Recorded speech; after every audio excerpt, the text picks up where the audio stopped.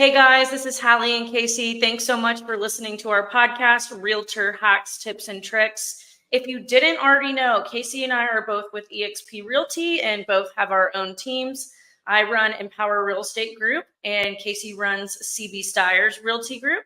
And we both run an expansion team. So what this means is that we actually cover outside of just what our normal neighborhoods are. So while I work Dallas and San Angelo, I have people on my team right now in Houston, Austin, San Antonio, DFW area. We can go anywhere in the world. Yes. So if you feel like you're going to be on an island by yourself, you're not. Her and I are on separate states, and we have made amazing business partners over the last 4 years. Yes, absolutely. Yeah. And we have amazing organizations. We offer mentorship, leadership. We're here for you with any lead generation or marketing questions you might need. We want to be those people and pour into others like our mentors have poured into us. Yes. So if you feel like you're like-minded with us and want to be a part of something bigger, we're partnered with people like Haas Pratt, Lisa Copeland, Ari Lyondike, Sharon Lecter, Elena Cardone. I mean, you name it. We have the best of the best within our organizations, and really just the top of people are mentoring us. So we want to continue that on and pour into others who want to work with us. And, if you want to do that or are interested, send us a DM. I am Hallie B. McCrory on Instagram, and on Facebook, I am Hallie Beeler McCrory. And Casey, she is CB Stiers on Instagram and Casey Stiers on Facebook. And you can also see her website, cbstiers.com. And here's the thing is, if you're successful, we're successful. We want to make you successful. We want to see you grow. And yeah, we say these names, these big names, but we're also going to personally handhold. And we have years and years of experience to this. We've built a successful podcast based on our knowledge and our tricks and tips. And we want to make it as easy for you as possible. And all of us grow together and just have fun while we're doing it. The more, the merrier. We love it. So send us a DM and let's get started today. Have a good night. Guys. Bye.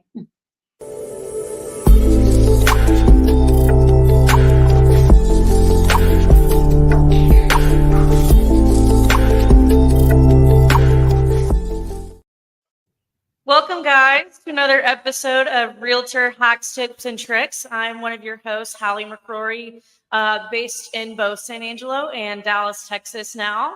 Super exciting. We just made a little expansion to Dallas, so keep us in mind for that. Right. And I've got my lovely co-host, Casey Stiers, on. She's based in Raleigh, North Carolina. All things downtown Raleigh, but she also works the coast. Lots of deals going on in Wilmington and Carolina Beach. So you can think of her for those. We're both with eXp Realty. I'm a two-time Icon agent. We both host for American Dream TV, Emmy-nominated TV show all about real estate and lifestyle in both of the cities that we work. So that's a little bit about us. And today we have on one of my very, very best close friends, Zack Minnis, based out of Houston, Texas. I'm trying to get him back to Dallas so we can see him more often, but we'll see about that. But I'm really excited to have him on today. He's been in the real estate industry for a while now. Has always been one of my go-tos when we just talk about what's going on in the market, because he was in mortgage before and now he's in title insurance. I'm sorry, too. My dogs are like fighting in the background right now. So just ignore them. But yeah, I feel like a lot of agents, especially newer agents, come to me and don't always know like what goes on the title side. And especially not with what goes on the the title insurance side, or even how that's even set up. So I'm excited for Zack to come on today. Welcome, Zack. Welcome. Thanks, Hallie. Yes. Yeah. Okay, so Zack, I want to start this off. Like, tell us a little bit how you got into real estate in the first place. Like, because I know we can talk a little bit. It's like it's family for you, which was same for me. Like my mom, she worked in mortgages. She was an agent, worked for builders. So I always think that's important. Yeah, absolutely. for me, it was, my family got me into it, which if you ask anybody else in Texas, that's typically a similar story there. Big family industry. But Yes, yeah, totally. so I started working at a title company in Houston that my dad was running at a high school. And through college, worked there as well. And then worked for a mortgage company, had a couple internships in commercial real estate, a couple loan officer shops, and when I graduated, I stayed on with one of those loan officers and started working with him. And after about 6, 7 months, I became a loan officer and passed the test and started working with great realtors like and so I did that for about 3 years. And Yeah. And after COVID and doing that, being super busy, and having my entire refinance pipeline dry up, I decided to look into something else and decided to get back into title insurance. Yeah. And so I just started talking with people that I knew in the industry, and one of the companies was looking to hire a sales rep, and I was like, "That's perfect for me. I've been doing sales for the past 3 years, and so it's in real estate, same industry really, and it should be a quicker learning curve for me." Yes, absolutely. And so I did that, moved up to Dallas for 2 years, and called on title agents in East Texas. So, and not to get ahead of myself, but No. a little bit of what I do, like my job description, I guess would say, is I'm an agency rep. And so what that means is I'm the liaison between the title insurance company and the independent title company independent title companies all over Texas. And so I work for a company called Stewart Title. We're the fourth largest underwriter in the nation. And I was about to say, I would have guessed y'all were number one because I feel like I see Stewart everywhere. We're really big in Texas. We're a Texas company. So we're founded in Galveston in like the 1800s. We're super old company. Holy crap. We've been around for 130 years. And so, but yeah. And so, did you say 131 years? 130, yeah. That's like, yeah. That's the crazy thing about is like how everything goes. Like if people don't know this, when they look at a title for a house that you're selling, they go back as far as they can in the history of time to make sure there is a clean chain of people buying and selling, and that chain was never broken at all. So like when you work in the title industry, it is very much a history based position. Which is just crazy to me, Absolutely. It's super interesting, and it's super important for a real estate transaction as well. Yes.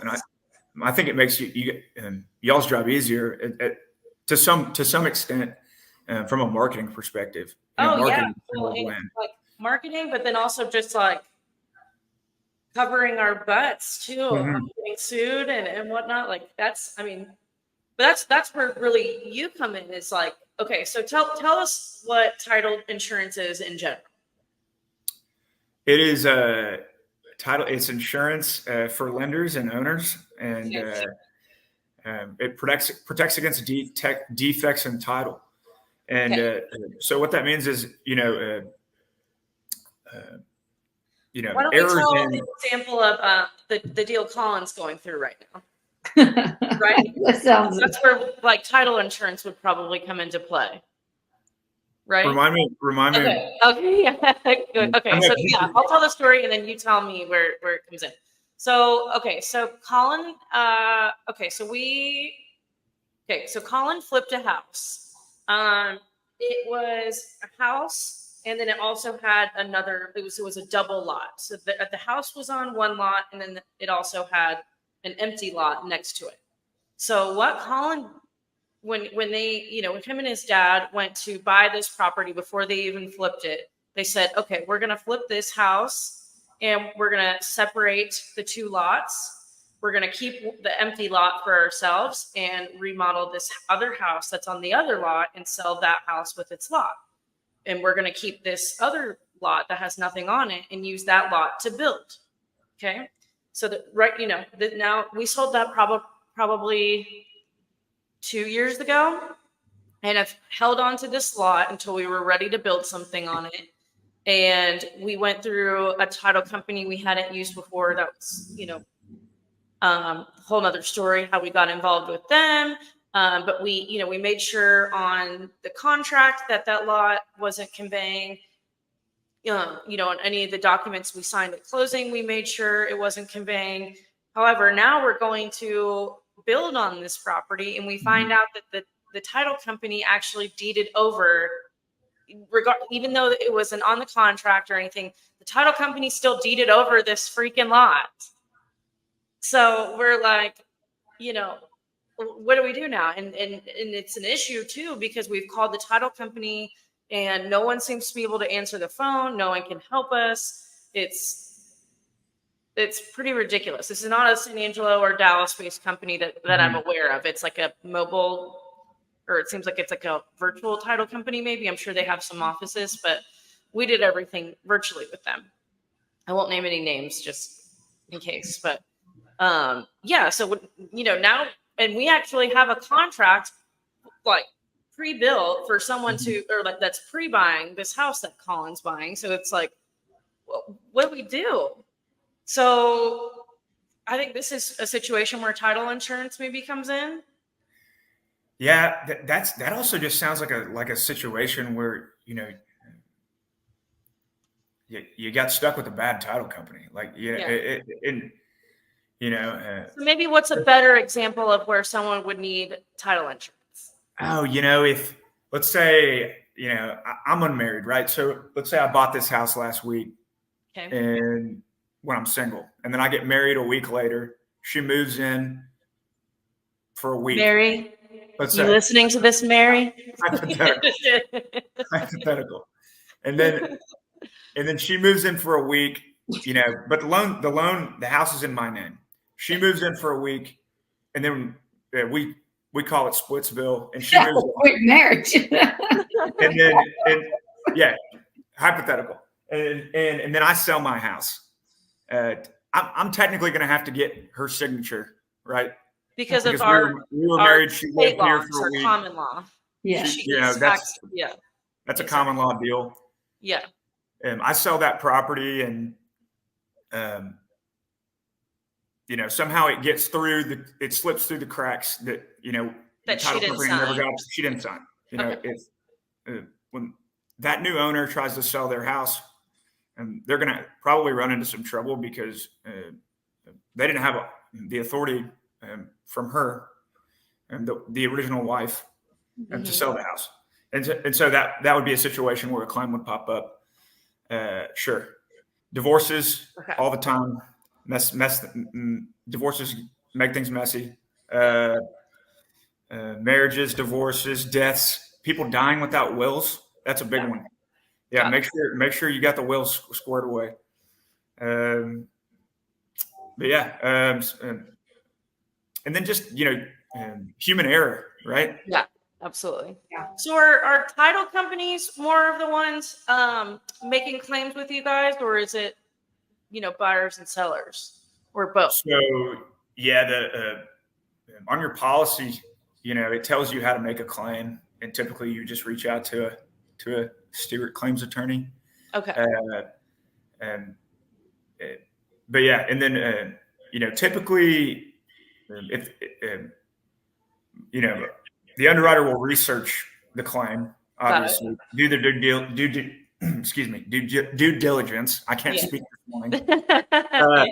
And research the claim, and if they think that the title company made an error, or if it was just a defect in the title from a long time ago, my company will typically pay it. The underwriter typically pays that claim. Yeah. Unless they decide that it's. Are you guys an attorney-based or title-based state? So I believe we're a title-based state. So you close with the title? Yes, we close at a title company, and we close with an escrow agent. We have attorneys look over that like they're paid for looking over the title, but an attorney is not the one closing this. Same, and that's North Carolina. That's where we differ because the attorneys reach out to these title companies. Yeah. My best friend, she does. She works for Key Title. And and as far as that goes, I have a little paper that I put in telling my buyers to request that. But other than that, we don't really have anything to do with the title stuff. I know it's very, very important to have. I was like, there's a deal I can't really discuss, but I mean, somebody just assumed land belonged to them, and that title insurance kind of. Right. Yeah. And we don't, I guess, like I'm involved in so like, okay, let's say we go under contract. Like, let's say I have the buyer and we go under contract.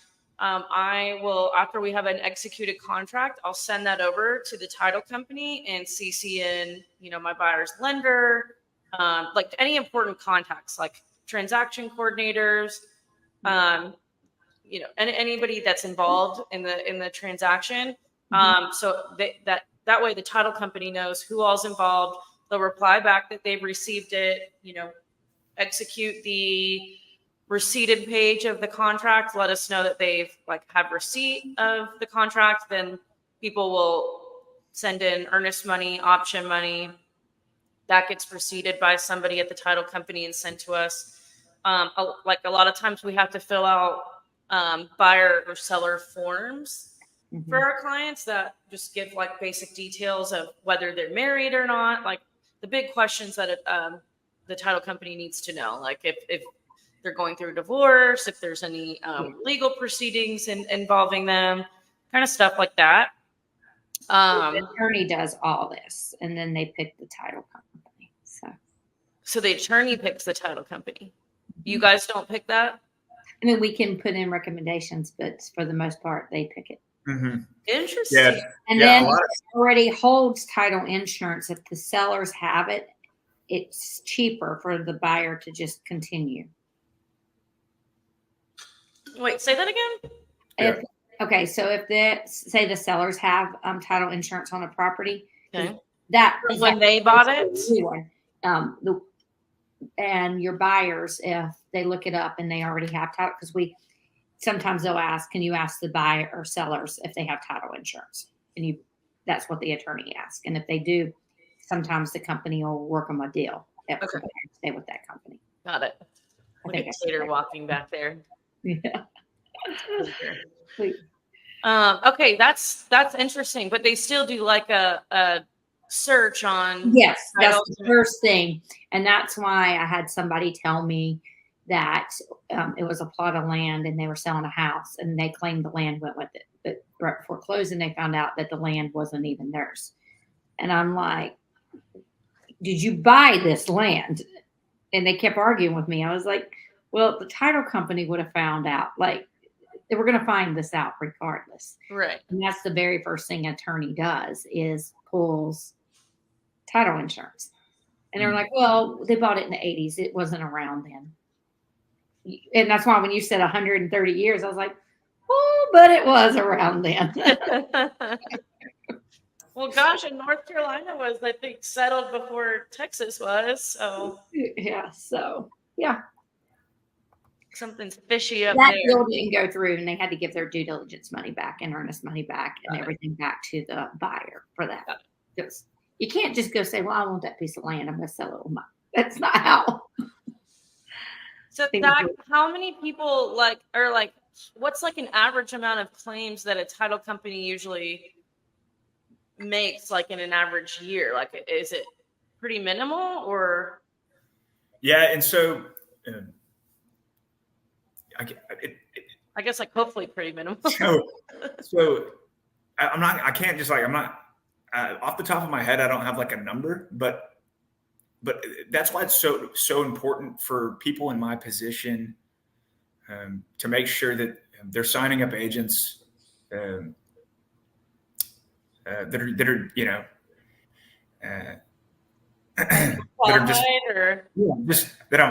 I'm signing up high quality company. Got it. And then I'm doing my job well enough to consult to where if they're having issues and claims are popping up, and then I'm going in and helping them, find solutions. Got it. Like why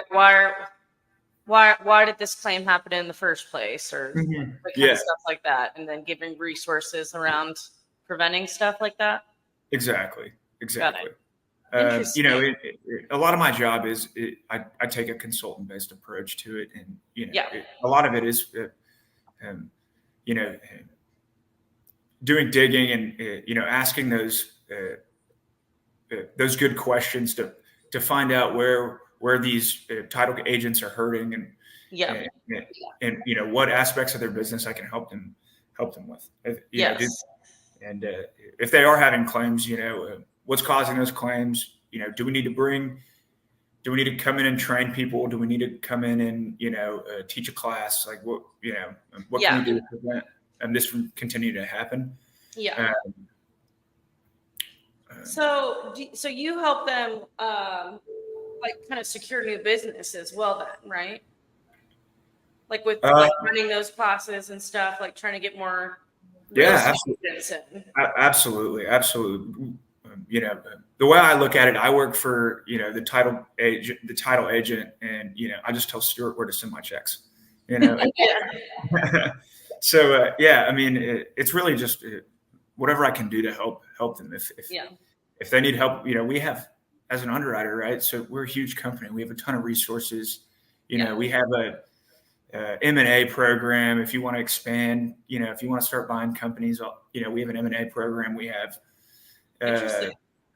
we have a full website full of education materials. You can for CE. Yeah. We'll come in and teach realtor CE, and we'll find resources to help train escrow people. There's a ton of things that we do for agents, and that's a very short list of them. Yes. Love it. So is there anything that you think that real estate agents need to know about the title side? Just that. You can say no on that too. I mean, I'm just curious. I mean, I would say just, find a company that you like. And if you need any recommendations, let me know. Yeah. Once you find somebody that, that you work well with and that knows how you like, knows how you like your, to communicate, knows how you like, to schedule closings, and so that's kind of what I'm working through. Finding that good company that, I know you have some good relationships with, like a few companies in San Angelo that you love working with. And, and I think that's just the most important part about it is finding people that, you enjoy working with. Building that relationship. Exactly. Because at the end of the day, I'll be honest, I didn't realize how important title insurance was until my best friend got into it and she broke it down for me. And I was like, that's actually one of the most important parts of the deal. I mean, like you have to be the person that kills the deal. So right, because certain, and the fees that are involved in a title insurance transaction are set by the state, right? And so, you should be paying around the same amount for title wherever you go. Yeah, so, I use a formula for that. So I do. It's sales price minus 100,000 times 0.00527, and then I add $832 to that. There you go. That's my formula for calculating title insurance. Okay. Yeah. I don't know if that's like what do you do, Casey? Do you calculate like for an estimated net proceeds for the listing agent or something? Hey, Vicky, what do you charge? Yeah. I'm being serious. Yeah. You send me a rate sheet. Yeah. So, and then so that's another. You can ask for a rate sheet. Okay. Yeah, ask them for a rate sheet. But like tax, the real stamp tax or whatever, I have a formula for that that's added in and all that. That might be a North Carolina thing. You guys don't have to do that, where you take the price of the house, you divide it by 1,000, times it by 2, and bam. What is that for? It's stamp tax. I don't know that we have that. You guys don't have that? Tax. Stamp tax? The last time it's been a couple of years since I filled out a closing. Got it by 1,000 times it by Does 2. Texas have stamp tax? Let's see here. No, unlike many other states, Texas does not impose a state transfer tax on real estate transactions. Oh, a transfer tax. Yeah. Okay. I haven't heard it called transfer tax, but yeah. Well, I just Googled, does Texas have stamp tax? Yeah. So, I mean, That's what came up. Mhm. So I'm Real assuming- stamp tax. Yep. Okay. Yep. Interesting. And that we had to do it over and over and over and over and over again before I could learn it in real estate school. And that was one thing I got down to I could do in a matter of seconds. So interesting. Cool. So, and Zach, just work, I guess, like on the mortgage side too, like, do you have any, like, especially for new agents, do you have any pointers of like what agents should be doing that you would see them not doing a lot of times when you work with agents, real estate agents? I worked with a lot of new agents. Yeah. When I was in the mortgage business, and so I did a lot of coaching, right? Yeah. I would say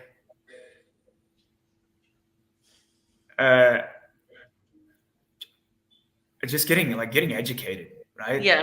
Like there's so much more that you don't learn studying for the real estate exam, you know? 100%. And so 100%. You don't learn shit. I'm a big proponent on just, continue to find advantage of the continuing ed classes. I feel like, I don't know how you guys feel on this, but when I went through education school, I was a teacher prior to doing this. And we had to spend so many hours shadowing other teachers. And then that teacher had to watch us do it. Mm-hmm. I feel like real estate is, I mean, I'm not undercutting teachers by any means. It's one of the hardest jobs ever. But real estate's just as hard, and you're messing with people's biggest purchases of their life, some people. Yeah. And appraisers have to do like internship added in there at some point. I mean, yeah. And that's how, like, when you get a license to be an appraiser, at least in Texas, you have to do like an apprenticeship. Mm-hmm. Being an appraiser in Texas is it's like a 2-year apprenticeship. It's like, it takes a really long time. Yeah, super long. And then they still give you low numbers. And then if you don't renew your license, you have to do another 1-year like internship or something like that. It's crazy. Yeah, so it's I don't know. I just feel like there should be something in there. That's my 2 cents. And I would have been sad to be made to have done that, to be honest with you. Yeah. Well, and that's, all about, what team you join or what organization, et cetera. And, really seeing what they offer before you just hop into it. Right. Yeah. But yeah, I'm with you. Take advantage of the continuing education classes that like Stewart Title, like, what different title companies or the title insurance companies are offering. Like when I first got in, I was just worried about like fulfilling what was needed of me. And now I'm like, I try to attend whatever I can, even if I get credit or not for it, just so I'm like, I'm the most knowledgeable I can be so I can best help my clients. Yeah. Mm-hmm. And get referrals from those clients too. Exactly. So. Yeah. And title companies put on classes all the time, and I know we're in an office once a week doing a class. So, anything from Title 101 to TikTok, we teach, so, we've got a list of about, 50 classes that title companies can choose from. We'll come in and teach for the realtors, but those are all great, great resources of knowledge. And so, I digress. Any other like little hacks, tips, or tricks, or any books you think that our agents should be reading, or podcasts, anything you can think of? Yeah, I picked up a book the other day, and I really like it. It's more like towards like consultant based sales, but it's really great. Here, I got it right here. 1 second. I forget the name. It's called oh God,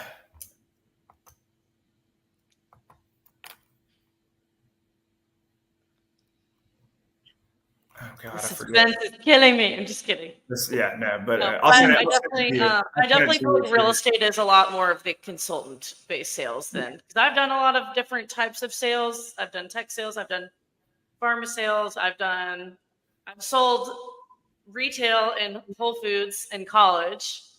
Anyways, so real estate's a whole different type of. I don't even like sales. Well, I came from really no sales background except for selling cell phones in college for like a semester. That's so funny. That Alltel in the middle of like one of the stores. Oh my gosh, throwback. I forgot about Alltel. Yeah. Who bought them? A lot of people. Yeah. I mean, somebody bought out Alltel. I think it was. Oh, I was like, who bought them? I was like, I don't remember. No, my dad had Alltel, and he had it on his what was the walkie-talkie? Verizon bought them. Oh, got it. Remember the walkie-talkie phones? Yes. Who made those? Motorola. Yeah. I just remember my dad had it, and he thought it was so cool. Yeah.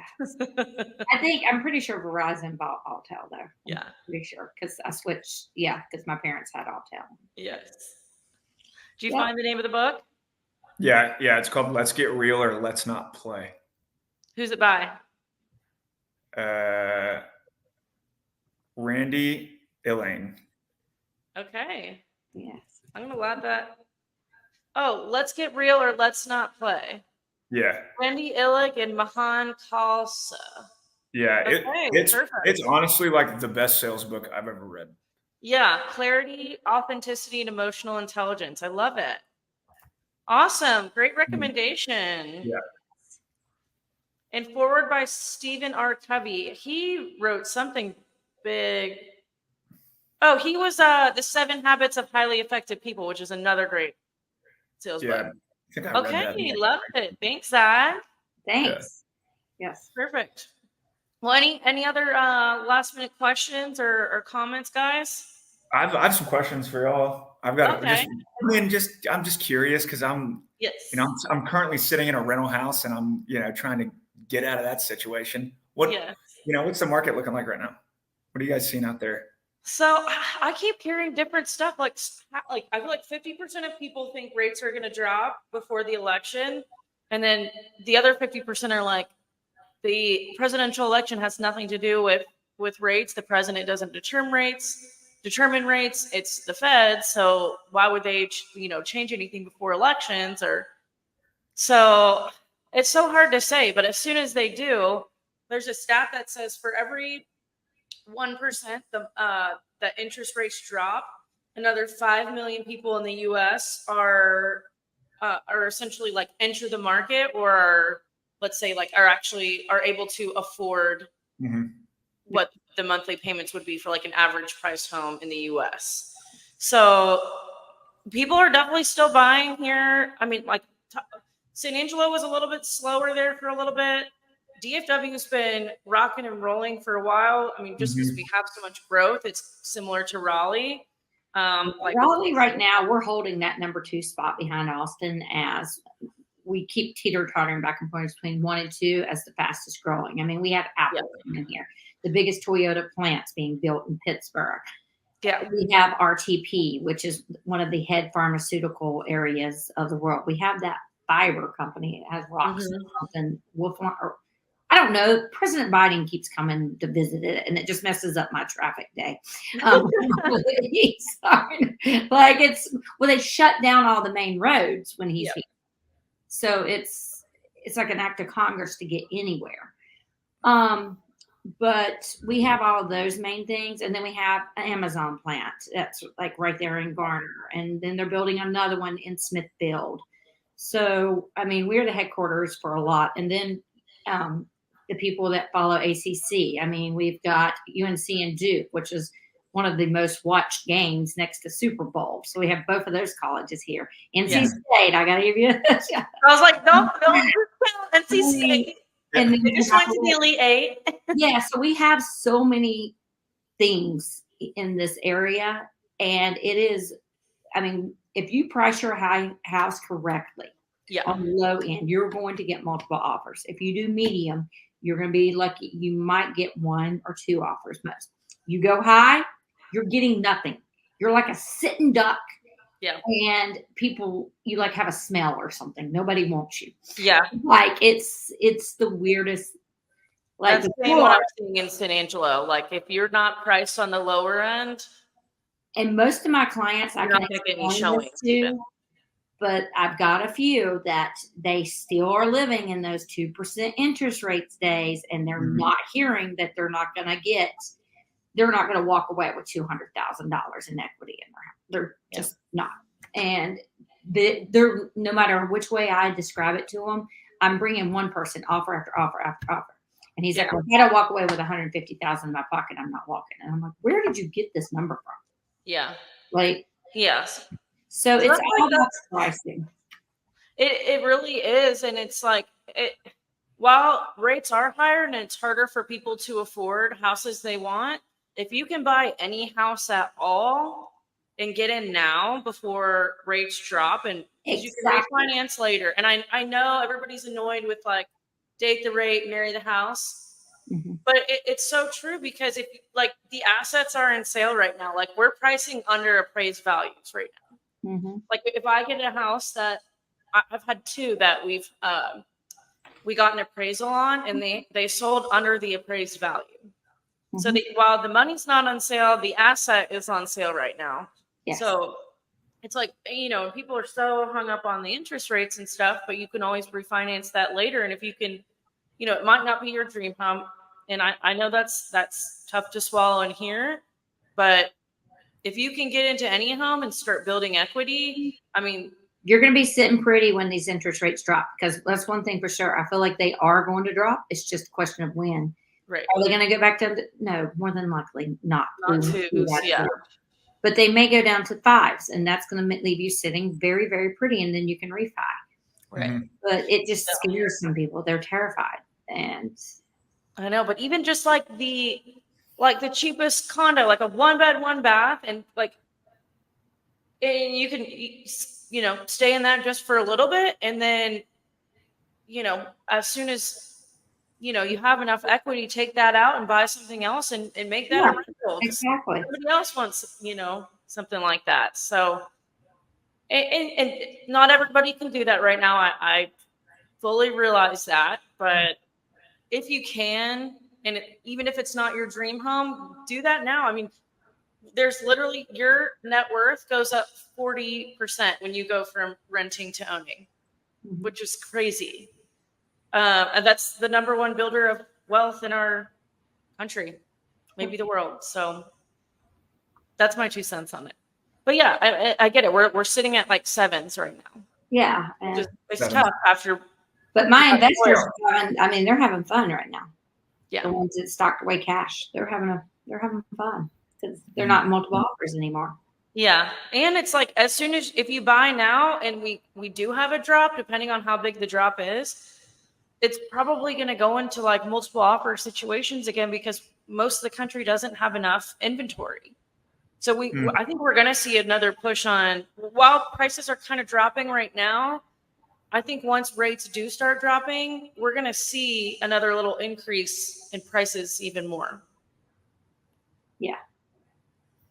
So are you seeing more like new construction activity? Yeah, because a lot of first off, we need, or at least in Texas, we need more inventory, and those are great options because a lot of the builders are offering such great incentives right now. Like they're doing, they're offering these enough closing costs for people to be able to do 2-1 buy downs. So, if we're looking at a 7% on average right now for people for a 30-year fixed rate, you could potentially get a 5% your first year, 6% second year, and hopefully by the 2-year period, rates will have gone down Mhm. and you could refi for a flat 30-year, hopefully something lower than 7, like 4s or 5s or lower than 7. Anything lower than 7.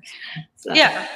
So I don't know. Like I keep telling Graham, our friend, Graham Goodnight, like you guys should get into something here in Dallas. Like even if it's just like small and cheap, like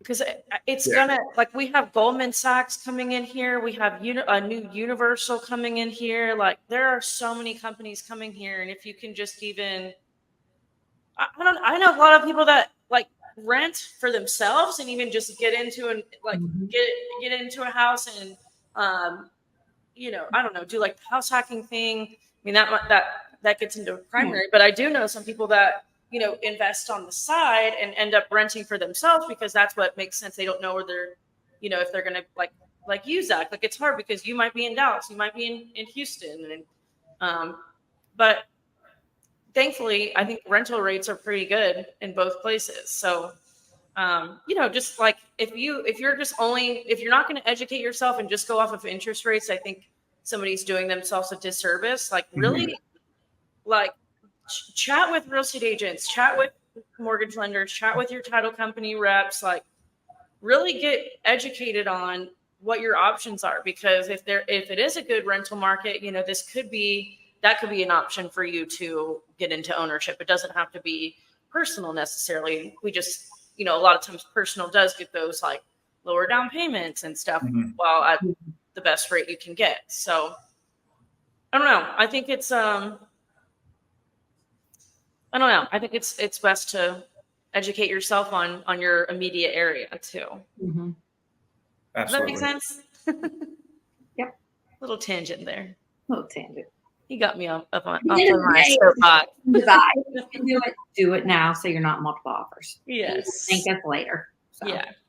Instead of crying at us later because we can't get you into a house because there's 20 million offers. Yeah. Yeah. Here's another thing to keep in mind, guys. Like right now the market is where it is, but these investors, they have years of experience doing it and they pay cash now. This is like their prime time to be buying up everything because it's not multiple. When those multiple offers come around, they're still going to be willing to pay cash, and cash is usually king. And they also take advantage of low interest rates, and a lot of them will go get a mortgage, but they'll put so much down on it, it just still makes them stronger. So you're still going to be competing with them, but in this market, just not as much. Yeah. So yeah. Does that make sense? What I just said? Yes. It makes sense in my head. So. What do you think on that, Zach? Oh yeah, I agree. I'm not gonna lie, I kind of I got to run in just a minute. I have another call. Oh yeah, you're good. But thank you so much for having me on, guys. Yes. Thank you, Zach. We love you. I can't wait to check out that book too. So exactly. Everyone, if you want to get a hold of Zach or ask him any questions on title or title insurance, he's Zack, ZACK .Minnis, MINNIS at Stewart, STEWART.com. So thank you again, Zach, for coming on. If you guys are listening on Apple or Spotify, YouTube, Facebook, don't forget to subscribe to our podcast. And that way you'll be alerted anytime a new one comes out. We are going to start having these every other week now and really spacing them out and making them even more intentional than we already do. And please, any reviews that we can get, good or bad, we want to improve and know what you guys want. And if you have questions, don't hesitate to send them to us and we'll answer them in your next one. So. Yes, we'll answer them live on here. So perfect. Zach, thank you for coming on. Yeah. Thanks, guys. Have a great week. Happy Monday.